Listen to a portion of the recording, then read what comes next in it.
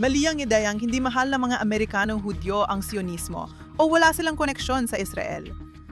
Nang mangyari ang Oktubre 7, pakiramdam ko nagkaroon ng pambansang trahedya.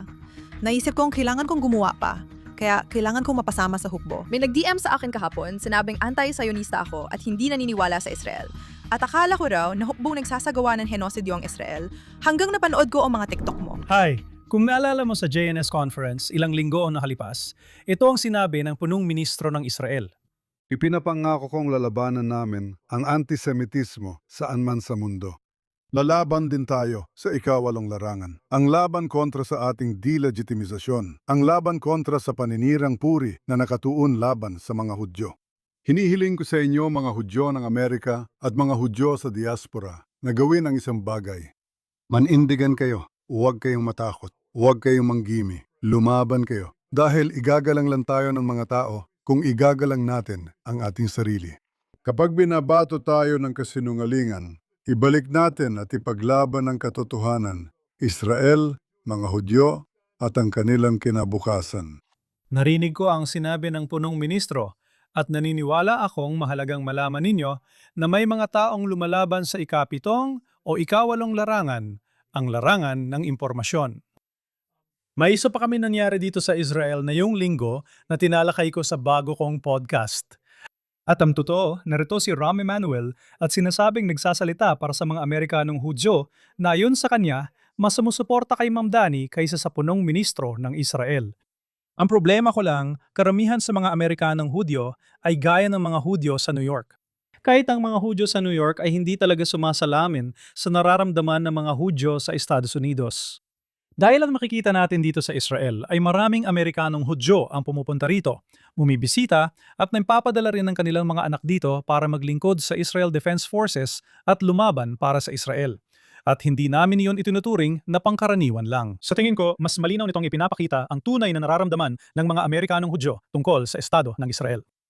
Kaya para sa dalawang layuning ito, naisip ko na ipakilala ko sa inyo sa isang dalagang maaring sinusundan na ng marami sa inyo, na natuklasan ko halos 3 taon na ang nakalipas nang sumiklab ang bigmaan. Sa kanyang mga posts sa social media tungkol sa pagdating niya sa Israel 1 linggo bago ang digmaan at mga naramdaman niya sa IDF sa mga taong iyon. Kaya kasama ko ngayon dito si Golda Dafna, isang Israeli, isang Amerikana na lumipat sa Israel. Tulad ng sabi ko, 1 linggo bago ang digmaan, nasa Jerusalem ka at iniimbitahan kang sumama sa amin. Hindi lang bilang isang sundalo ng IDF, kundi bilang isang sundalo rin sa larangan ng impormasyon. Kaya Golda, salamat sa pagsama mo sa amin ngayon. Salamat sa pag-imbita sa akin. Ano ang nagtulak sa iyo para pumunta sa Israel nung araw na yon? Ang totoo sa tingin ko, mali ang paniniwala na ang mga Amerikanong Hudyo ay hindi nararamdaman ang pagmamahal sa Sionismo at hindi konektado sa Israel. Sa tingin ko, lagi kong naramdaman ng koneksyon ko sa Israel. Pakiramdam ko rin na ang komunidad ng Amerikanong Hudyo ay parang itinayo sa buhangin. Naalala ko nag-aral ako sa seminaryo nung gap year ko. Sa tingin ko, ang estadistikang yon ay ukol siguro sa mga Hudyong hindi konektado o hindi orthodox at hindi nakabatay sa Israel ang kanilang pagkakakilanlan. Dahil kapag isa kang orthodox na Hudyo, nagdarasal ka ng 3 beses sa isang araw, V'zachar zanenu b'shucha at Zion. Nagdarasal ka na makita ng aking mga mata ang Sayon. Sion kaya Zionista ka? Paano ka makakapagdasal ng 3 beses araw-araw nang hindi naiisip ang Sion? Sean Israel. Palagi kong naramdaman ang koneksyon ko sa Israel at na dapat akong bumalik doon. Yun ang aking pag-asa at layunin. Nung nag-aral ako sa secular na kolehiyo at pumasok sa Colombia matapos ang gap year ko, nagsulat ako ng tula. Unang araw ko sa Hillel, tinawag kong The Ivy League Vines Are Choking Me. Tungkol ito sa takot kong hindi makabalik sa Israel. Baka mabigani ako sa paghahangad ng akademya at prestihiyo at makalimutan na nasa gitna pala ako ng kumunoy. Para sa akin, nangyayari talaga yon sa maraming Amerikanong Hudyo. Sa tingin ko, maraming tao ang nahuhumaling sa karanyaan ng diaspora. At alam mo yon, hindi na kailangang buksan ng pampainit ng tubig at may dryer sa bawat apartment at bahay. Sa tingin ko, ginagawa nila yon habang alam nilang gusto rin nilang bumalik sa Israel balang araw. Sabi nila, kung perpekto lang ang mundo. Sa isang perpektong mundo. Nasa perpektong mundo tayo. Ibig ko sabihin, kung bawat apartment ay may dryer, oo, sang-ayon ako. Yan ang Israel, oo. Mas maganda na ito ngayon kaysa nung dumating ako dito 55 taon na nakakaraan. Noon, ang Israel ay mas masahol pa sa third world na bansa. Ngayon, nakita ko kung paano ito lumago at naging kaakit-akit sa mas batang Amerikanong Hudyo at mga kabataang Hudyo sa buong mundo. Nasa universidad ka noon. Ano ang naging karanasan mo sa Colombia, Estados Unidos? Pumunta ako sa Colombia. Siguro kaya natin lahat naisipin kung ano ang naging karanasan doon. Nakakainis kapag nalalaman ng mga tao, nag-aral ako sa Colombia, palagi nilang sinasabi, buti na lang at nakaalis ka, o buti na lang at di mo naranasan ang antisemitismo doon. Ako naman, hindi ko ba naranasan? Natulog ka ba sa nakarang 3 dekada nung nagsalita si Ahmed Ahmadinejad sa Columbia University? Hindi ko ba kilala si Edward Said? At nag-aral ako sa Columbia, habel, syempre, isa ito sa pinakamalalaking campus ng mga Hudyo. At isa pa, dahil isa akong inhenyera at naniniwala talaga ako sa core curriculum ng Columbia. Naniniwala ako na dapat matutunan ng lahat ang humanities. At sa klase ko, sa humanities na tinatawag na university writing na kailangan kong kunin, naranasan ko ang una kong totoong professor na laban sa mga Hudyo. Nagklase kami tungkol sa pagsulat ng op-ed. Nagsulat ako kung bakit mas maraming Hudyo sa secular na kolehiyo ang lumilipat sa Israel kaysa sa mga Hudyo sa Yeshiva University. Kaya ito ay isang bagay na iniisip ko na talaga dahil binigyan niya ako ng mas mababang grado kaysa sa mga estudyanteng baseball na nandoon. Oo, Nakakamangha kung paano nagbago ang lahat dahil nag-aral ako sa New York, hindi sa Colombia. Wala akong pera para doon kaya sa Hunter College ako nag-aral. Masasabi kong napakakaliwa rin ng eskwelahan na yon, pero noong dekada 80 pa ito. Kahit noon makikita mong nagsimula na ito. Nung nagsulat ako at kumuha ng kurso tungkol sa gitnang silangan, medyo kontra ang propesor, pero pinayagan pa rin niya ang diskusyon at debat at hindi na apektuhan ang grado ko. Parang nawala na yon sa pagdaan ng panahon. sa klase, binasa namin ang sanaysay ni Christina Sharp kung saan inihambing niya ang Holocaust sa pagkaalipin.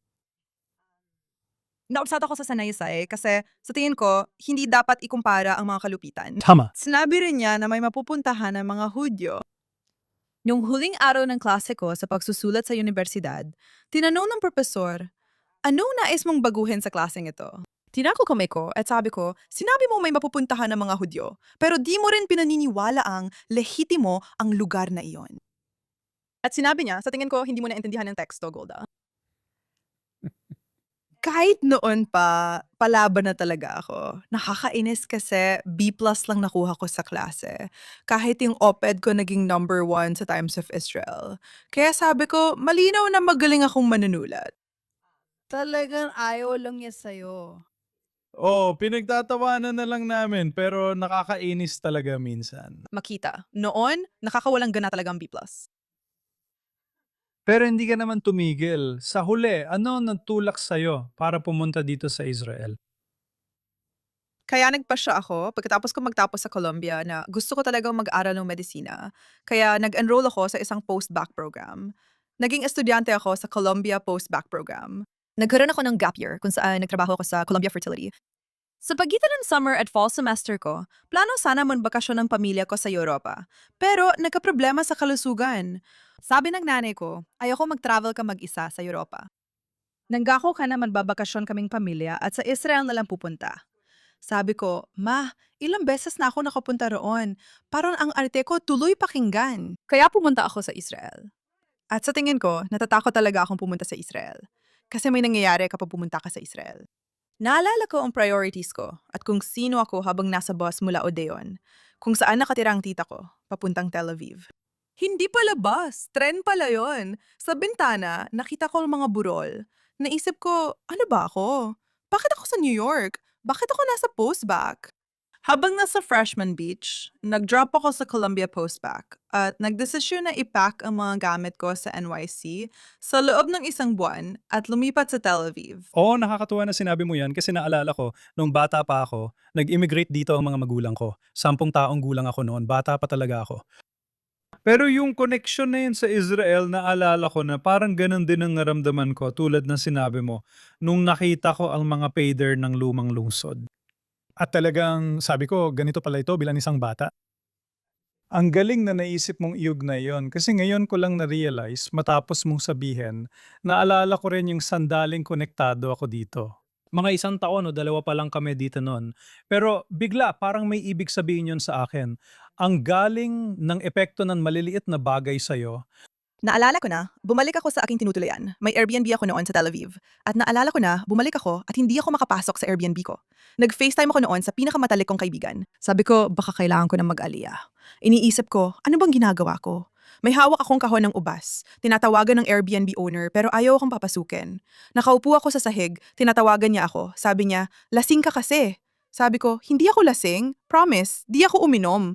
Kahit sinisigawan ako sa putol-putol na Ingles, hindi pa rin ako makapasok sa Airbnb ko. Kahit bagong bili ko pa lang ang mahal na ubas sa Ampom, pakiramdam ko rito pa rin ang tahanan ko.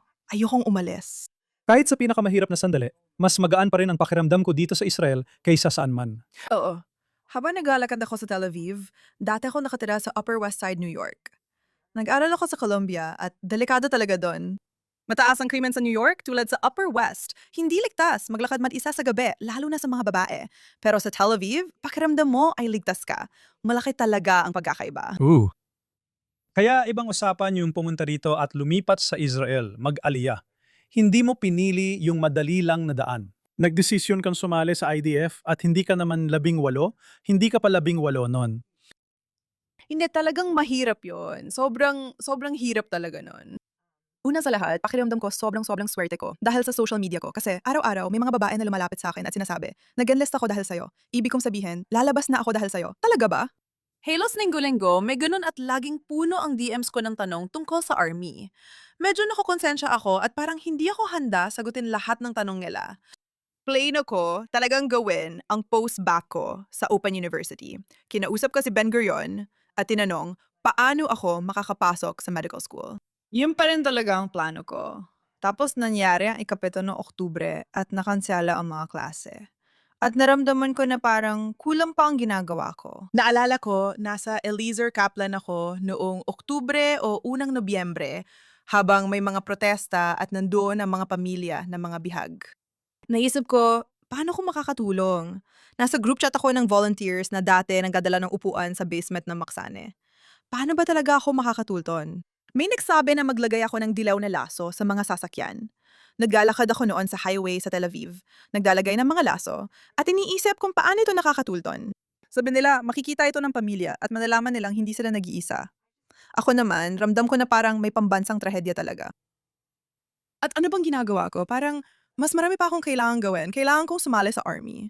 Kaya nagsimula akong tawagan si Tov araw-araw. Sabi ko, kailangan kong sumali sa army. Kailangan kong sumali sa army. Kailangan kong sumali sa army. At nakahanap ako ng unit kung saan ako ay isang biomedical na inhinyero. Kung saan nakapagtrabaho ako bilang biomedical na inhinyero. Kung saan wala silang tech end na isang posisyon para sa opisyal na dapat sana ay doon ako napunta dahil may degree ako. Pero naging maayos ang lahat dahil hindi naman humaba ng husto ang serbisyo ko. Hindi naiintindihan ng mga tao. Hindi ito kakaiba, pero nagiging kakaiba kapag tumatanda ka.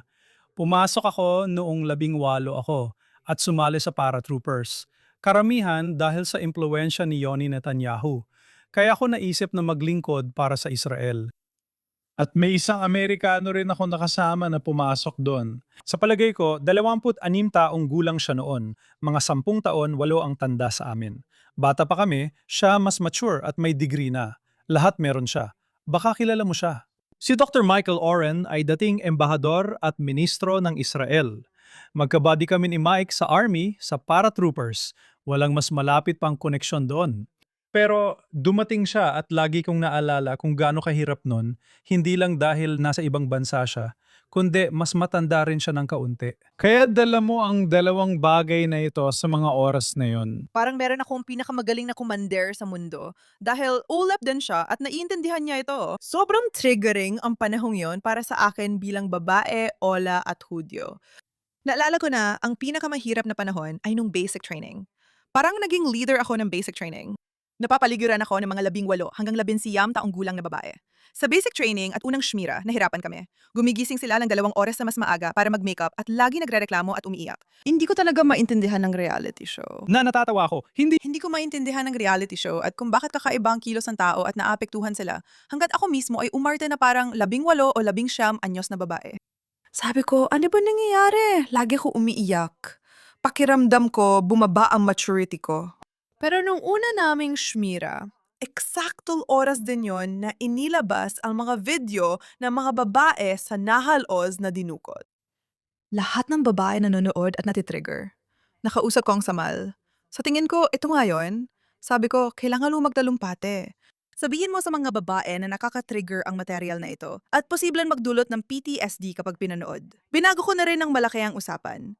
Nakita ko kung paano ako naging parang mentor sa usapan tungkol sa mga babaeng sundalo at pag-aalaga sa kanilang mental health. Naalala ko nung nasa Shmira ako sa Makanesh Munim, nakakatawa kasi pero alerto kami noon dahil sa bagong panood namin ng mga video ng mga babaeng kinidnap. Kaya bawat tunog, napapatalon ako at ang mga babae. Naging intense ang serbisyo ko sa army dahil pakiramdam ko bilang bansa, lahat kami ay patuloy na dumaranas ng trauma. At pakiramdam ko, mas mababang kapasidad ko noon. Pakiramdam ko maswerte ako kasi sa army unit ko, nagkaroon ako ng commander na isang ole na mas matanda at parang kuya ko. Sobrang maswerte ako noon pero mahirap dahil opisyal ako. Kailangan kong gawin ng voter sa SAR, umupo ng 5 oras sa bukirin at bantayan ng mga haridim kapag napuprotesta. Kasama mo yung mga 18 anyos na mahilig magreklamo. Kaya pati ikaw, napapareklamo na rin. Pero mapapaisip ka, ayoko naman magreklamo kasi pangarap ko ito. pakinggan mo, hindi ba't nakakapagpagaan ng pakiramdam yun? May anak akong babae na mas bata ng kaunti sa'yo. Naging opisyal din siya. Hindi talaga gumagaan. Hindi talaga gumagaan. Nasa pulis siya, sa hangganan siya. At hindi, oo. Oo, pero lagi nilang tinatanong kung bakit hindi ako opisyal. Huwag mo akong tanungin. Sensitibo yan. Kaya nandun ka ng, halos 2 taon na. Halos 2 taon. Natapos mo na ang serbisyo at nagumpisa ka nun mag-post nun. Hindi naman kita hinanap, lumitaw ka lang sa feed ko. Maraming usapan sa army tungkol sa post ko. Nagulat ako dahil hindi ko alam na binigay nila yon. Gusto rin sana kitang makausap tungkol dito para sa radio show ko sa Galilei Radio. At si Galilei, ang Dovertsal, ang unit ng tagapagsalita ng IDF, hindi ako pinayagang kapanayamin ka. Nanalo ako sa isang patimpalak para makapunta sa Paris Special Olympics. Lahat ng gastos, sagot, hotel, lahat-lahat. Hindi ako pinayagan ni Dovertsal. Bakit? Yung idea ng tagapagsalita. Magkakaroon ng mga panayam at hindi rin nila pwedeng paunang aprobahan ang mga yon. Tama naman. Lahat ng TikToks ko, may sarili akong dotes. Girl, mahal ko siya. Tuwing may notification ako sa TikTok na ni-favorite niya ang video, para namulubog ang puso ko. Sabi ko, ano na naman ang nagawa ko? Pero oo, ganun ako. Sila nga. Nanood sila. Sa tingin ko, hindi rin nila naintindihan na karamihan sa mga nanonood sa akin ay mga 18 o 19 na taong gulang na. Sa palagay ko, hindi rin nila alam na ako ay 24 at 20. Ako ay 24 o 25, 26 nung panahong yon. Kinakausap nila ako tungkol sa Hezbollah, pero matagal na ako nasa advokasya mula 16 na taong gulang. Noon pa ako nagsimula at tinawag itong Right On. Tungkol ito sa pagsulat ng op-ed sa secular na kolehiyo. Ginawa ko rin ang Hasbara. Lumaki ako sa Zionist ng pamilya. Ang lola sa tuhod ko ay inimbitahan ni Herzl na manirahan sa lupain ng Israel. Grave. Kaya parang nakatanim na sa akin ang Israeli-Palestinian conflict. Ang dami kong natutunan dito. Nagpunta ako sa Rawa Abi. Alam kong A, B at C, kaya si Dovertsal ay parang karamihan. Na mga Israeli ay hindi alam. Oo, parang pinapansin nila ako. Nag-aral ako sa Columbia. Iniisip ko na ang Hasbara ay hindi tungkol sa tunnel na 4 na metro sa 6 na metro. Parang Hasbara, kahapon may nag-DM sa akin na nagsabing anti-Zionist siya at hindi naniniwala sa Estado ng Israel. At akala ko noon ang Israel ay isang hukbong nagsasagawa ng genocide. Hanggang sa nakita ko ang mga TikTok mo. Talaga? At hindi ito nag-make sense sa akin kasi sinasabi mong nasa medical corp ka at sinasabi mong nagliligtas ka ng buhay. At ako naman parang, pero hindi naman siya pumapatay ng mga bata. Kaya nga, ang Hasbara ay hindi yung mga infographics o paghawak ng mikropono. Ayoko talaga ng salitang Hasbara. Tayo lang yata ang mga tao na nakakaramdam ng pangangailangan. Ang salin ng salitang iyon sa Ingles ay to explain. Ipaliwanag ang sarili mo. Tayo lang ang mga tao na pakiramdam natin, kailangan nating ipaliwanag ang sarili natin, imbes na magbigay ng impormasyon at lumaban sa laban na yon. Hindi na ito tungkol sa pagbibigay ng impormasyon, kundi pagbibigay lang ng plataporma para sa mga boses sa Israel at pagpapakita ng kanilang karanasan. Ang paliwanag na yon. Sa tingin ko, ang pinakamagandang hasbara ay, alam mo yon, minsan naiinis ang mga tao. Parang, bakit na naman pinag-uusapan ng ex-boyfriend niya? Pero sa totoo lang, ang pinakamagandang hasbara ay yung hasbara na hindi mo naman talaga sinusubukang maging hasbara. Isang tao na basta babae lang, tapos sa huli, may Iranian na babae na nagsabi sa akin na talagang nasasaktan siya. Nag-DM siya sa akin sa TikTok, nag-comment sa TikTok ko, nag-DM din siya sa akin sa Instagram. Sabi niya, alam mo, hindi ako naniniwala sa'yo. Talagang nasasaktan ako na may lakas ka ng loob na pag-usapan ng Iran. Alam ko na sa IDF ka dati at ayaw ninyo sa mga Palestino. Sabi ko, tapos sabi niya, survivor siya ng DD. Nagbahagi siya ng personal na detalye, kaugnay sa kwento ko. Sabi ko, tumawag tayo. Totoo, tumawag ako at nakausap ko siya ng ilang oras. At ipinaliwanag ko sa kanya bilang isang Israeli, bilang isang babaeng Hudyo, kung paano ako nakakaugnay sa isang lipunan. Kung saan may sapilitang Islamisasyon at pananakop ng Islam sa kanilang lipunan, pati ang pagsubok baguhin ang kanilang wika at kultura. Alam mo, ito ay halos katulad ng paglalagay ng Al-Aqsa sa ibabaw ng aming templo. At perpektong halimbawa. Hindi talaga. Hudyo na pagpapahalaga ang pang-aalipin at pang-aapi sa kababaihan. Nanggako kami sa mga taga-Iran na palalayain sila. Kinausap ko siya at napabago ko ang kanyang isip. At dahil alam niya ang kwento ko, alam niya kung sino ako. Kaya sa huli, hindi ito tungkol sa mga ito.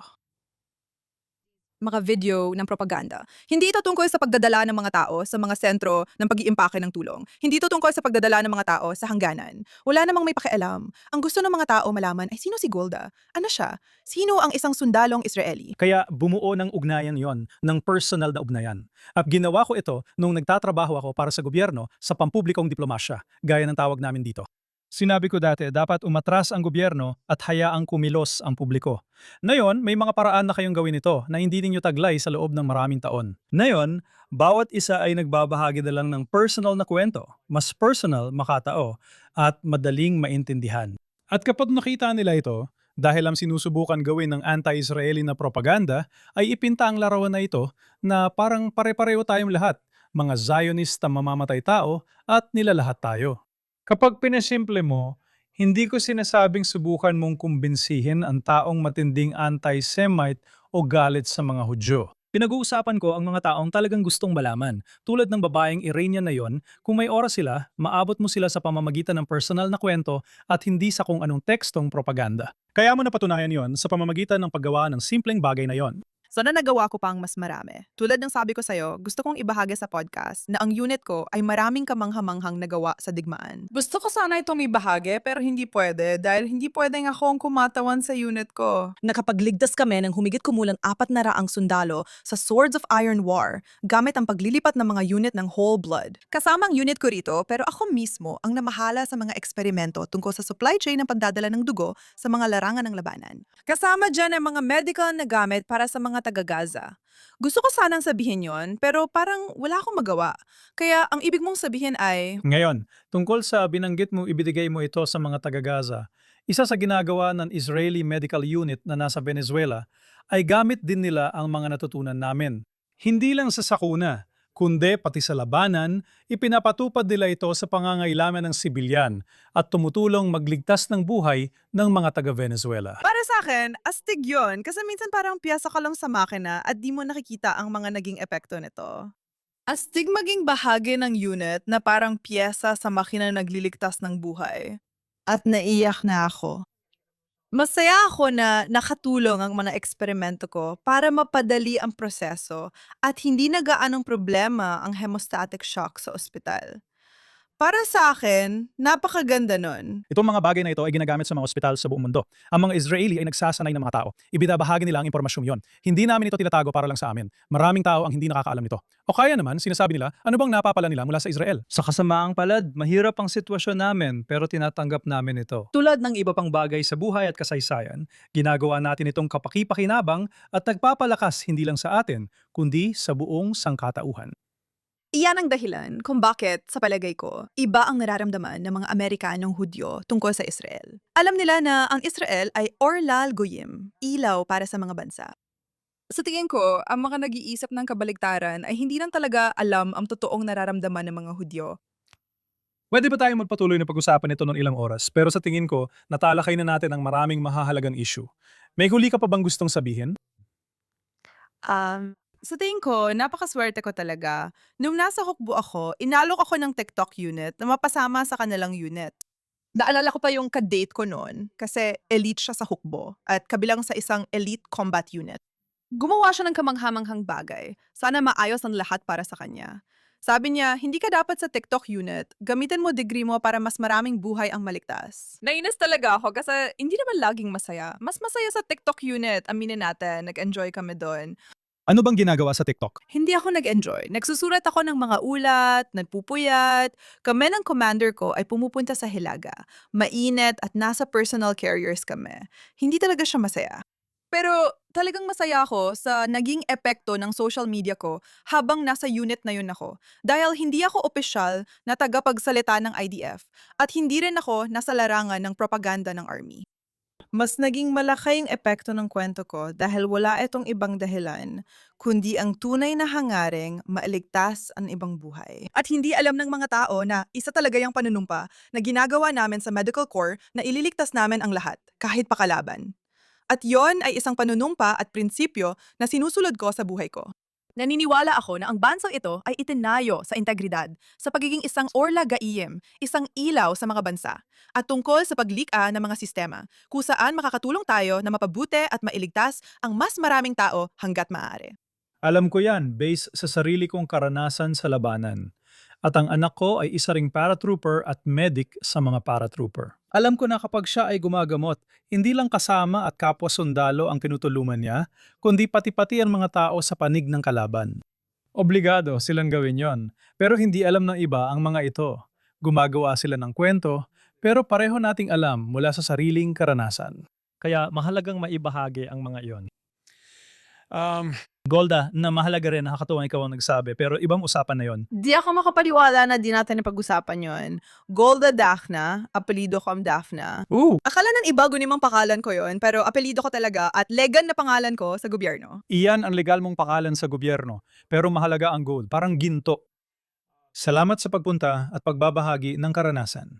Sana marami pang magagandang karanasan sa Israel sa mga susunod na taon. Salamat din sa lahat ng sumama. Sana nadagdagan nito ang iyong pag-unawa at kaalaman sa mga nangyayari. Makikikita ninyo na tama ang sinabi ng punong ministro na sa laban na ito, bawat isa ay maaaring makibahagi at magpaliwanag sa mga tao tungkol sa nangyayari sa Israel. Ako si Daniel Siman, salamat sa pagsama sa akin. Muli akong makakasama ninyo sa susunod na linggo.